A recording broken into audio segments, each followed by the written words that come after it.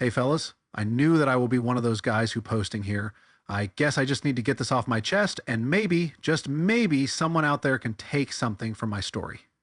So let's start at the beginning. I met my wife, well, ex-wife now, about 6 years ago in Austin, Texas. Her name is Jessica, and back then I thought she was the most amazing woman I'd ever met. She had this energy about her, confident, charming, and honestly a little out of my league. At least that's what I used to think. We met at a friend's BBQ, one of those typical Texas summer get-togethers with too much beer and not enough shade. I was standing by the grill, nursing a cold one, when she walked up to me, flashing that perfect smile. We hit it off instantly. She was funny, flirty, and knew exactly how to make a guy feel special. Before I knew it, we were inseparable. I fell for her hard. We spent weekends hiking the trails, hitting up live music spots, and talking about everything under the sun. I remember thinking, this is it. This is the woman I'm going to spend the rest of my life with. She always talked about our future, about how she wanted the perfect house with a big backyard and a couple of kids running around. I bought into it, every damn word. A year later, I popped the question. She said yes with tears in her eyes, and for the first time in my life, I felt like I was truly happy. We got married in a beautiful outdoor ceremony with all our friends and family cheering us on. I thought we were the perfect couple, the kind people envied. Looking back now, I realize I ignored a lot of red flags. Jessica loved attention. She was the life of the party, always needing to be the center of everything. At the time, I thought it was just part of her personality, but deep down, I should have known better. But when you're in love, you don't see the cracks. Or maybe you just don't want to see them. If I had known back then what I know now, I would have run the other way and never looked back. But hindsight's 20/20, right? Anyway, things were good.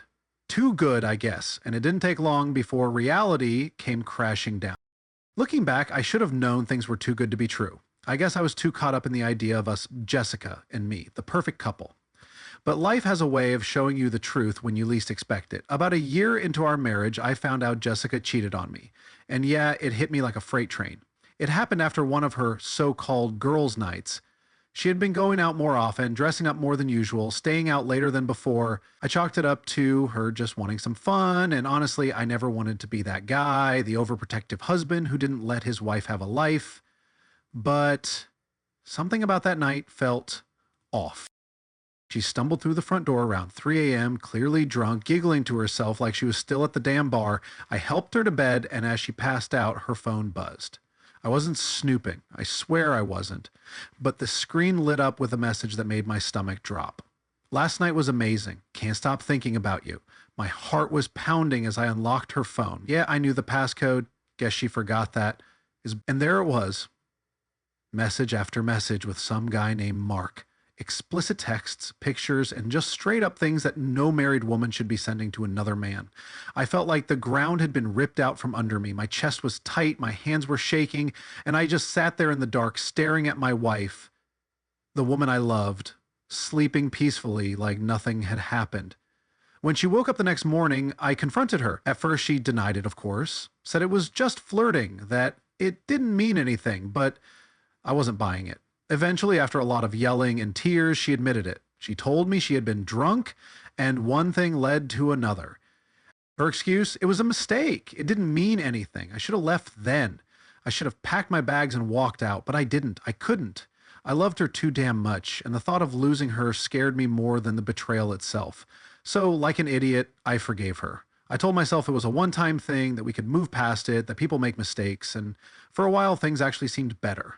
But she apologized constantly, promised she would never do it again, and I believed her. I wanted to believe her.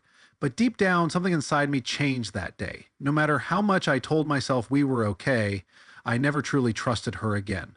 I started noticing little things. How she'd tilt her phone away when I walked by, how she'd get defensive when I asked about her plans, how she always had an excuse when I suggested spending more time together. The love was still there, but the trust, that was gone. I spent nights staring at the ceiling, wondering if I made the right choice staying. And if I'm being honest with myself, I think I already knew the answer back then, but I wasn't ready to let go. Not yet. And that's when she dropped the bombshell. The baby talk. After everything that happened with Jessica's mistake, I was doing my best to move on. I wanted to believe that we could rebuild, that we could somehow get back to what we once had. But even though I stayed, there was this constant nagging feeling in the back of my mind, this voice that kept whispering, "She's not the same woman you fell in love with." Then, out of nowhere, Jessica started talking about having a baby. First, I thought it was just one of those fleeting thoughts she'd throw out, like the time she wanted to start a food blog, or when she swore we should move to California for better opportunities. But no, she was serious about it. Every day, she'd bring it up while we were eating, watching TV, lying in bed. "Don't you think it's time we start a family?" she asked one night, tracing circles on my arm while we sat on the couch. I remember just staring at her, my stomach twisting into knots. A family, a kid, with her. I wanted kids, I always had. But after what she did, how could I trust her to be the kind of mother I'd always envisioned? Hell, I couldn't even trust her to be faithful, let alone raise a child with me. I tried to dodge the conversation at first. I told her I needed more time, that work was keeping me busy, that we should focus on strengthening our marriage before bringing a child into the mix. But Jessica, she wasn't having it. "I don't get it, Tom," she said one night, frustration creeping into her voice. "We've been married for years. Isn't this what people do? I thought you wanted this." I did, just not like this. Not when I was still doubting her every move. But she wouldn't let it go. She'd send me links to parenting blogs, baby name ideas, nursery designs, and every time I hesitated, she'd throw in little digs, comments like, "Maybe you're just scared to grow up," or "Do you even love me anymore?" That one hit hard, and like a fool, I started to think, what if I'm the problem? What if I'm just holding on to the past too much? Jessica could be persuasive. Hell, she always knew how to get inside my head. She started talking about how a baby could bring us closer, how it could heal things between us. Looking back now, I realize she wasn't talking about fixing our relationship. She was talking about securing it. Unexplained, locking me down. I told her I'd think about it, but deep down, I wasn't convinced. Every time I looked at her, I thought about that night, about the texts, the betrayal, the lies. But Jessica, she played the long game, and before I knew it, I was staring down at a pregnancy test, wondering how the hell we got here. A month after Jessica ramped up the baby talk, she hit me with the news. She was pregnant. I remember the moment vividly. I had just gotten home from work, exhausted, ready to unwind with a beer and maybe watch the game. I walked into the kitchen and there she was, standing by the counter with this weird, nervous smile on her face. She was holding something behind her back, and before I could even ask what was up, she pulled out a positive pregnancy test like it was some kind of trophy. "The prize," she practically shouted, her eyes wide with excitement. I froze. My mind went blank. Pregnant? The first thing that hit me, we'd been using condoms every time, religiously, and yet here she was, standing in front of me, grinning like we had been trying for months. I stared at the test, then back at her. How is this possible?" I asked, my voice flat. Jessica rolled her eyes and let out this laugh like I was the dumbest guy on the planet. Sometimes things just happen, you know? Nothing's 100% effective." I wanted to believe her, but my gut was screaming at me that something was off. I wasn't an idiot. I knew accidents could happen, but the timing? The way she'd been pressuring me to have a baby? It felt too convenient. I swallowed hard, trying to process it. "You're sure?" She held up the test again and beamed. "Two pink lines don't lie, babe." I forced a smile, but inside I felt like my whole world was caving in. I wanted to be happy, but something didn't feel right. It gnawed at me, this little voice whispering in the back of my head that I should be asking more questions. But Jessica? She didn't give me the chance. She threw her arms around me, squeezing me tight, and before I could say anything else, she was already talking about names and nursery colors. I went through the motions that night, hugging her, congratulating her, but my mind was racing. I kept thinking about all the little inconsistencies in our relationship since her mistake. The nights she'd stay out late, the way she'd act defensive when I asked innocent questions, the sudden interest in starting a family. Lying in bed that night, staring at the ceiling while Jessica slept peacefully beside me, I couldn't shake the thought. What if it's not mine? I didn't say anything at first. I didn't want to accuse her without proof. And honestly, I was scared of the answer. But deep down, I knew. I just didn't know how bad it really was. 2 months had passed since Jessica dropped the pregnancy bombshell, and I was doing my best to go along with it. I tried to push the doubts to the back of my mind, telling myself that I was just being paranoid. I mean, accidents happen, right? That's what she kept saying anyway. I figured surprising her with flowers might help me feel better about things, rekindle some of that connection I felt slipping away. So I left work early and picked up a bouquet of her favorite lilies on the way home. I pictured her smiling when I walked in, wrapping her arms around me, telling me how much she loved me.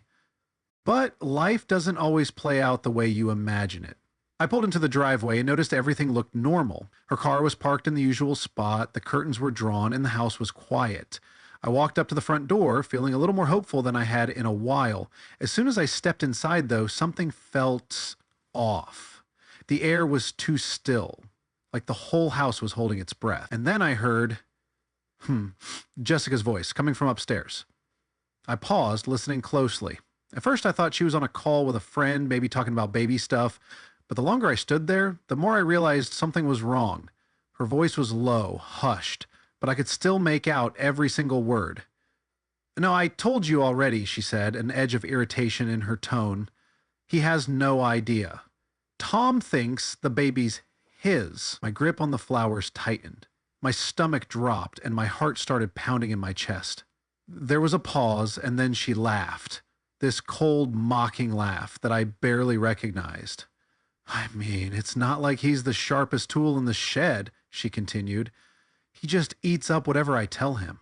Honestly, I don't know how I've kept this up for so long."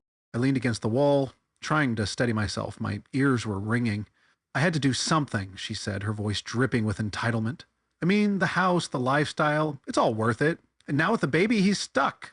I felt sick. The flowers in my hand felt ridiculous now, like some cruel joke I had played on myself. Then, the final gut punch. I don't even love him. I never did. My whole body went numb. I stood there, frozen, staring at the floor, listening to the woman I had built my life around tear it apart piece by piece. After a few moments, I heard her say, "Okay, I have to go. He'll be home soon." I quietly backed out of the hallway and stepped into the living room, my mind racing. I felt like my entire world had just collapsed around me, and I was standing there holding a damn bouquet of flowers, like an idiot. My hands were shaking, my pulse racing. Part of me wanted to run upstairs right then and there and confront her, but I didn't. Not yet. Instead, I sat down on the couch, staring at the bouquet in my hands, my mind swirling with 1,000 emotions: anger, betrayal, humiliation. I wasn't just going to let this slide. Not this time. I sat there on the couch, gripping the flowers like they were the only thing holding me together. My mind was spinning, replaying Jessica's words over and over again. He thinks the baby's his. I don't even love him. I never did. I could hear her footsteps moving around upstairs, probably fixing her hair or scrolling through her phone, completely unaware that her world was about to come crashing down. I took a deep breath, stood up, and walked up the stairs, every step feeling heavier than the last. My hands were clammy, my heart hammering in my chest, but my face was stone cold. No more hesitation, no more doubts. It was time. As I pushed open the bedroom door, Jessica was standing by the mirror fixing her hair. She jumped when she saw me, eyes wide, clearly not expecting me home this early. "Tom, what are you doing here?" I didn't say a word. I just stood in the doorway, holding the flowers, staring at her. My silence must have unsettled her because she started fidgeting, running a hand through her hair and forcing a nervous laugh. "You scared me," she said, her voice lighter than it should have been. "You okay?" I didn't answer. I just walked in slowly, looking around the room. The perfectly made bed, the phone she quickly slid onto the nightstand, the fake innocence in her eyes. I set the flowers down on the dresser with a dull thud. Jessica's eyes darted to them, and for a split second I saw something flicker across her face. Guilt? Fear? Whatever it was, she covered it up fast. "Aw, you brought me flowers? That's sweet, babe."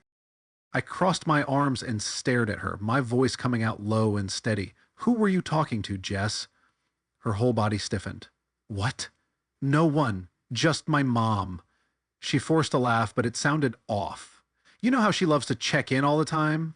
I shook my head slowly. "Try again." Jessica's smile faltered. "Tom, seriously? What's with the interrogation? I told you, it was my mom." I let out a short, humorless laugh, running a hand through my hair. "Jess, you really gonna sit there and lie to me?" My voice was cold, controlled, but inside I was boiling over. "I heard you, Jessica." She froze, her mouth opening and closing like she was scrambling for the right words. I don't know what you think you heard, but..." I cut her off. I heard everything, Jess. My voice was louder now, my control slipping. I heard you say the baby isn't mine. I heard you say you never loved me. That you're just here for the house, the lifestyle. Her face went pale, and for a moment I thought she might actually break down, but instead she did what she always does. She doubled down. Oh my God, Tom, she scoffed, crossing her arms defensively. You're overreacting. I was just venting, okay? You don't understand how stressed I've been lately. I stepped closer, towering over her. Stressed, I spat. You've been lying to my face for months, Jessica. You let me believe this baby was mine while you've been screwing around behind my back, and you want to talk about stress? Her face twisted into something ugly, her eyes narrowing. So what? She snapped. What do you want me to say? Yeah, maybe I made a mistake, but you're no saint either. You're always working, always gone, and I held up a hand. Stop. Jessica blinked, taken aback by how calm I suddenly was. I turned away and walked over to the closet, grabbing the duffel bag I always use for trips. Without another word, I started packing my things, clothes, essentials, anything I could grab in the moment. What are you doing? She asked, her voice rising in panic. Tom, we can talk about this. I didn't look at her. There's nothing to talk about, I said, my voice cold and final. I'm done. She rushed over to me, grabbing my arm, but I pulled away from her touch like it burned. Tom, please, it was just talk. I didn't mean any of it. I zipped up the bag, slung it over my shoulder, and turned to face her one last time. You did mean it, Jess. Every word. Tears welled up in her eyes, but I didn't care anymore. The damage was done. Without another glance, I walked out of the bedroom, down the stairs, and out the front door, leaving her standing there, screaming my name. I threw the duffel bag in the back of my truck, climbed in, and drove away without looking back. I didn't know exactly where I was going yet, but I knew one thing for sure. I was never coming back. I drove aimlessly for a while, my mind racing, my hands gripping the wheel so tight I thought it might snap. Jessica's voice still echoed in my head, her lies, her excuses, the sheer audacity of it all. I could still see the look on her face when I walked out, the way she'd gone from fake tears to pure anger in the blink of an eye. Eventually, I pulled into a gas station parking lot, cut the engine, and just sat there. My phone buzzed non-stop in my pocket, but I didn't even have to check to know who it was. After a few deep breaths, I finally pulled it out and glanced at the screen. 17 missed calls. The messages? Predictable. Tom, please come back. We can fix this. You're overreacting. I swear I didn't mean any of it. I was just upset. I didn't really cheat on you. Please, let's talk. If you don't come back, I'm keeping everything. There it was, the real Jessica. The switch from guilt to manipulation to threats in less than an hour. Typical. I tossed the phone onto the passenger seat and leaned back in my seat, closing my eyes for a moment. I thought about all the years I'd spent trying to make it work, the times I'd put her needs before mine, the times I ignored my gut feelings because I loved her too much to accept the truth. And now it was crystal clear. Jessica never loved me. She loved what I provided. The house, the stability, the easy life. I wasn't a husband to her. I was a paycheck, and I was done being used. Taking a deep breath, I pulled out my phone and scrolled through my contacts until I found the one name I knew I could trust, my buddy Mike, who'd moved to Colorado a few years back. We'd served together in the military, and he'd always told me I had a place to crash if I ever needed it. I hit call. Tom? Mike's voice was rough but warm, like he already knew something was up. What's going on, man? I exhaled, staring out at the dark Texas sky. I need a place to stay, just for a while. Mike didn't even hesitate. You know you don't have to ask, man. Get your ass up here. I got a spare room and a stocked fridge. I felt a weight lift off my shoulders. Thanks, man. I'll be there by tomorrow. Hanging up, I sat in the truck for a few more minutes, watching the occasional car pass by. The reality of what I'd done was settling in now. I was leaving everything behind. The house I'd worked so hard for, the life I thought I was building, the dreams I had of a family that was never real to begin with. I took one last look at my phone, saw Jessica's name flashing again, and without a second thought, I blocked her number. With that done, I put the truck in gear and pulled out onto the highway, heading north. I didn't know exactly what the future held, but I knew one thing. Anything was better than the life I was leaving behind. The drive to Colorado was long, but felt like I was finally breathing for the first time in years. With every mile I put between myself and Texas, the weight on my chest felt a little lighter. The further I got, the clearer my mind became. By the time I rolled into Mike's driveway, it was late. He came out to meet me with a beer in one hand and a grin on his face. Man, it's been too long, he said, pulling me into a firm hug. I nodded, forcing a smile. Yeah, too long. He didn't ask too many questions that night. We sat out on his porch, watching the stars, drinking, and letting the silence do most of the talking. Eventually, he looked over and said, "You want to talk about it?" I sighed, staring at the bottle in my hand. Jessica cheated, lied about the kid. The whole marriage was a joke. Mike nodded like he already knew. "You gonna let it break you?" I shook my head. "Not a chance." And I meant it. The next morning, I woke up with a pounding headache, but a strange sense of clarity. I wasn't just running away from Jessica, I was running towards something better. Mike helped me get back on my feet. He ran a small trading business from his home office and suggested I give it a shot. I had dabbled in stocks before, but I never took it seriously. But now I had nothing but time and a burning desire to rebuild my life from scratch. I threw myself into it. I spent days reading everything I could get my hands on, watching tutorials and soaking up knowledge like a sponge. I used the little savings I had left to start small, buying and selling stocks, making calculated risks.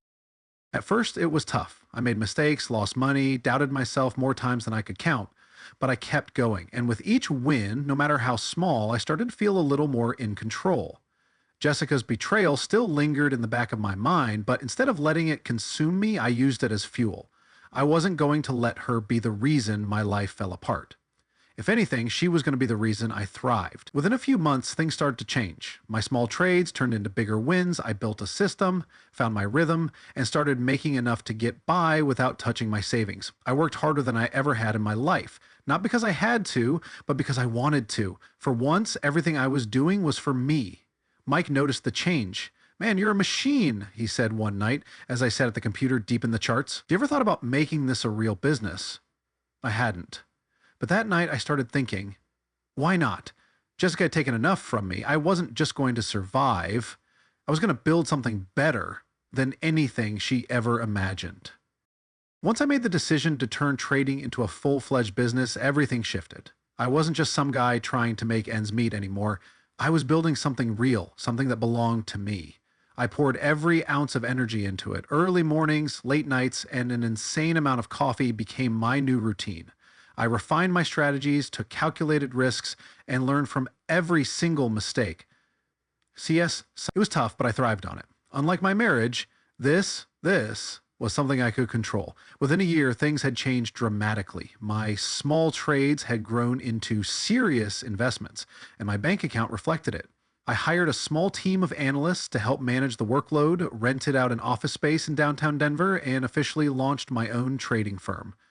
I couldn't believe how fast it was happening. One day I was a guy living in my friend's spare room trying to piece my life together, and the next, I was signing deals with investors, expanding my reach, and actually succeeding. But it wasn't just about the money. For the first time in years, I felt free. I didn't have to check my phone constantly, wondering if Jessica was lying to me. I didn't have to come home to an empty, loveless marriage. Every decision I made was mine and mine alone. Of course, success didn't come without its challenges. There were plenty of moments where I doubted myself, moments where I wondered if I was just running away from my past instead of truly moving forward. But every time I thought about Jessica and how she'd tried to trap me, I pushed harder. I bought a sleek new car, moved into a modern apartment overlooking the city, and started traveling for business. The life I was living now, it was everything I once thought I'd have with Jessica. Except this time, I didn't have anyone dragging me down. People started taking notice. Old friends from Texas reached out, curious about my sudden success. Even family members who used to whisper behind my back were now singing my praises. It felt good to finally be recognized for me, and not as Jessica's husband or the guy who got cheated on. And then the inevitable happened. One night, while scrolling through social media, I came across a post from someone back in Austin. It was a picture of Jessica at some cheap bar, looking rough. She had that same fake smile plastered on her face, but something was different. She looked older, worn out, tired. I stared at the photo for a long time, and for the first time in a while, I didn't feel anger or sadness. I just felt indifferent. She had made her choices, and I had made mine. And mine had led me to something greater. As I sat in my office late that night, looking out over the city skyline, I realized something. I wasn't running anymore. I was exactly where I was meant to be. And that's when I made the decision to go back to Austin. Not for her, not for revenge, but for closure. It was time to face the past one last time. It had been over a year since I left Austin, and as I touched down at the airport, I realized I felt nothing. No nostalgia, no regret, just a quiet acceptance that this place was a part of my past, but unlike before, I wasn't coming back broken. I was coming back as a new man. Driving through the familiar streets, I saw how much had stayed the same. The old diner where Jessica and I used to have breakfast on Sundays. The park where we talked about our future. It all felt so distant, like another life entirely. The memories were still there, but they didn't hurt anymore. I headed straight to my parents' house. The second I walked in, my mom gasped, "Tommy, look at you!" "My boy!" She hugged me so tight I could barely breathe, and for the first time in a long time, I felt like I was truly home. My dad gave me a firm handshake and a proud nod. "Heard you've been doing well for yourself," he said, his tone gruff but warm. I smiled. "Yeah, I have." And it was true.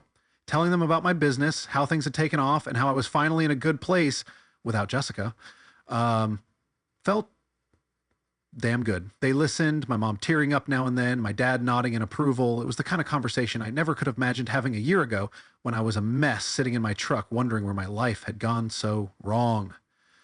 After dinner, I sat out on the porch with my dad, watching the sun set over the neighborhood. It felt peaceful, but there was an itch in the back of my mind. "You thinking about seeing her?" he asked, as if he could read my thoughts. I shook my head. Nah, I didn't come back for that. But the truth? The curiosity was eating at me. I thought about everything Jessica had put me through. The lies, the manipulation, the betrayal. And part of me wanted to know if karma had finally caught up with her. But another part? I just wanted to leave it all buried in the past where it belonged. Still, as I lay in bed that night, I couldn't help but wonder. Had she moved on? Was she still living in our house, playing house with some other guy? Did she ever regret what she did? The next day, I drove around town, taking it all in. The old spots, the places I once thought held meaning. I even parked outside the house I used to call home. A different car sat in the driveway, and the porch light had been changed, but other than that, it looked exactly the same. I didn't stay long, just long enough to realize I didn't feel anything anymore. I had moved on. But fate, as it turns out, had other plans. I should have known it was only a matter of time before I ran into her. Austin isn't exactly a big city when it comes to avoiding people from your past, and sure enough, fate decided to throw me straight into it. I had just finished grabbing a coffee at one of my old favorite spots downtown when I saw her, Jessica. She was standing outside the grocery store across the street, fumbling with her purse, looking completely different from the woman I once knew. The confident, always put together Jessica I remembered was gone. Instead, she looked tired, worn down. Her hair was messy, dark circles under her eyes, and she wasn't dressed in the designer clothes she used to obsess over. She looked smaller somehow, like life had chipped away at her piece by piece. She didn't see me at first, and for a moment I thought about just walking away, but something inside me told me to face this, to finally close this chapter once and for all. I crossed the street, my footsteps steady, my heart calm. When I was a few feet away, she looked up, and the second her eyes met mine, I saw the shock ripple through her. "Tom," she whispered, like she wasn't sure if I was real or some ghost from her past. I nodded. "Jessica?" For a moment, we just stood there, staring at each other. I could see it in her eyes. Regret, shame, maybe even a little hope. She looked at me like she didn't recognize the man standing in front of her, and maybe she didn't. You look different," she finally said, her voice shaky. I shrugged. Yeah, I am." She blinked rapidly as if trying to hold back tears. "I heard about you, about your business. People talk, you know." I nodded. "Yeah, I done all right." Jessica bit her lip, looking down at the ground. Tom, I made mistakes," she said, her voice barely above a whisper. "I was selfish, I was stupid, and I cut her off with a raised hand. "Don't, Jessica. I didn't come here for an apology." She looked up at me with wide, pleading eyes. "Please, Tom, I need you to know that I regret everything. I was young, and I didn't realize what I had until it was gone." I stared at her for a long moment, and for the first time in forever, I felt nothing. No anger, no sadness, just peace. "You made your choice," I said simply, "and I made mine." Tears welled up in her eyes, and she reached out as if to touch my arm, but I stepped back. "Tom, please, I miss you. I miss us." I shook my head, my voice firm but calm. "There is no us, Jess, not anymore." She sank to her knees right there on the sidewalk, covering her face with her hands. "I messed everything up," she sobbed. "I don't have anyone, Tom. I lost everything." I didn't feel sorry for her, not anymore. She had made her choices and now she was living with them. I leaned down slightly, looking her straight in the eyes. You lost me the day you decided I wasn't enough. Without another word, I turned and walked away, leaving her sitting there, broken and alone. And for the first time since all of this started, I finally felt free. As I walked away from Jessica, a strange sense of calm settled over me. I wasn't angry anymore. I wasn't hurt. I wasn't even bitter. I was just done. For so long, I thought closure would come in some grand confrontation, that I'd need to hear her admit everything and beg for forgiveness. But standing there, watching her crumble under the weight of her own choices, I realized I didn't need any of it. The real closure wasn't in her words, it was in me. I had already moved on. I just hadn't realized it until now. I climbed into my car and just sat there for a moment, staring at my reflection in the rearview mirror. The man looking back at me wasn't the same guy who once walked through that door with flowers in his hand, desperate to believe in lies. I had rebuilt myself from the ground up, and damn, it felt good. Driving back to my parents' house, I took the long way, passing through the streets I used to know so well. It was weird seeing how much had stayed the same, while I had changed so much. The old me would have obsessed over the past, wondered what could have been, replayed every moment of heartbreak like a broken record. But now, I was only thinking about the future. When I got home, my mom was in the kitchen, cooking up one of her famous casseroles. She looked up at me and smiled, sensing something was different. "How'd it go?" she asked, her voice gentle. I shrugged, sitting down at the table. "Better than I expected." Dad walked in, wiping his hands on a rag, and gave me a knowing look. "Saw her, huh?" "Yeah," I nodded. "She's not doing so well," he huffed. "Well, that's what happens when you screw over the wrong person." I couldn't help but smile a little. "Yeah, I guess so." Later that evening, as I sat out on the porch, I finally felt like I had come full circle. I wasn't the heartbroken guy anymore. I wasn't the guy stuck in the past. I was successful, independent, and in control of my own life. And the best part? I didn't need Jessica to see it. I didn't need revenge, and I didn't need her regret. I had already won. The next morning, I packed my bags and headed back to Colorado, back to my business, back to my life. As I drove away, I didn't feel sadness or loss. I felt satisfaction. True, deep, unshakable satisfaction. Jessica had made her choices, and so had I. And I chose myself. Thank you so much for watching. I hope you enjoyed it. Tell me what you think about that story. Have a good day, and bye.